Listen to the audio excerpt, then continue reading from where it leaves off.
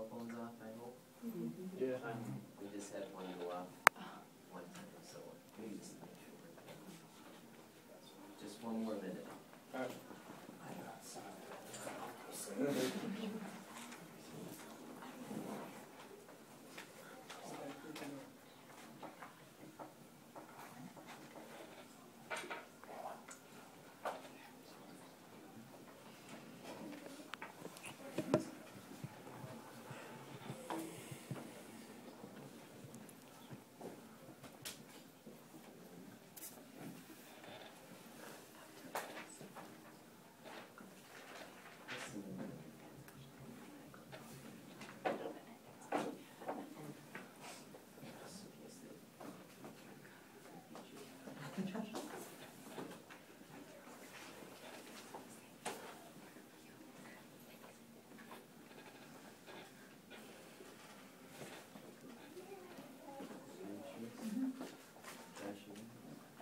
All right, whenever you're ready.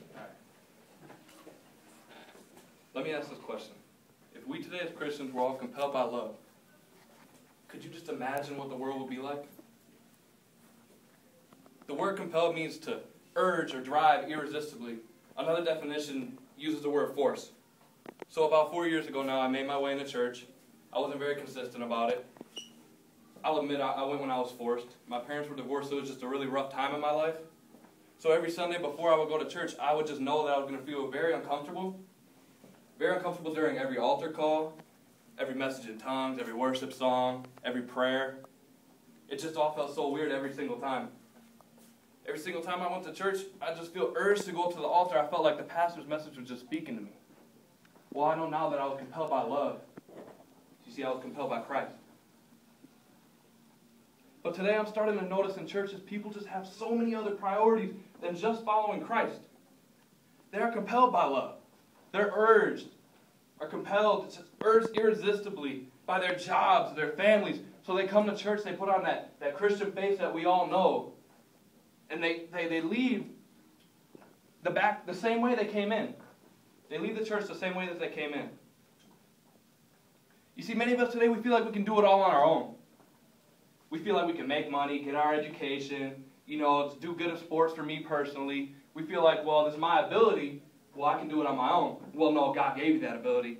And in 1 John 15:5 it says this, I am the vine, and you are the branches. If a man remains in me, and I in him, he will bear much fruit. Apart from me, you can do nothing.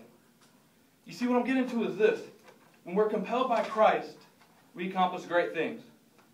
But without him, we can't do anything. I'll share a quick rundown of an event of mine that occurred over the past year.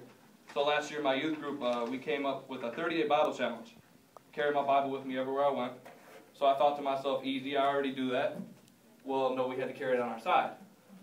So one thing led to another, and I got sent to the office for witnessing to one of my fellow classmates.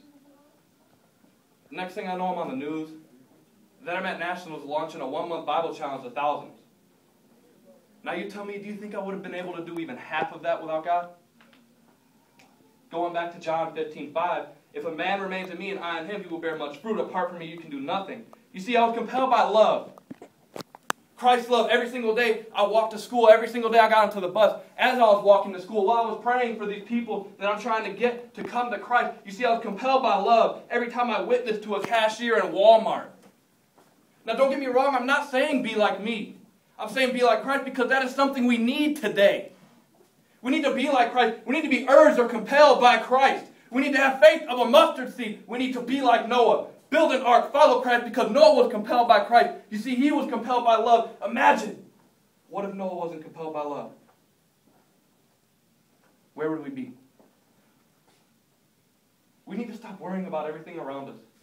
Refocus our attention. Fix our priorities. Refocus our attention to the only one that truly matters. You see, because God has a plan for you, and me to change the world. So quit being urged by all this stuff in the world. Quit being urged by society, Satan, and hate. Be urged irresistibly by Christ. Be compelled by love.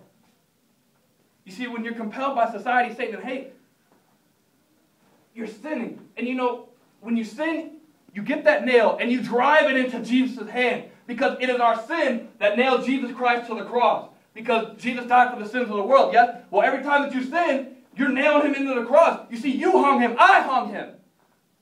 It wasn't the man that put him on there. We hung him because he died for our sins. One last thing. Today we don't need to be just compelled by love. You see, we need to be compelled by Christ's love. We need to build our own arks and be world changers like God has planned us to be. Live for God, not Satan, society, or this nation, because this nation is not going to do anything for you. When everything's said and done, these clothes, nothing.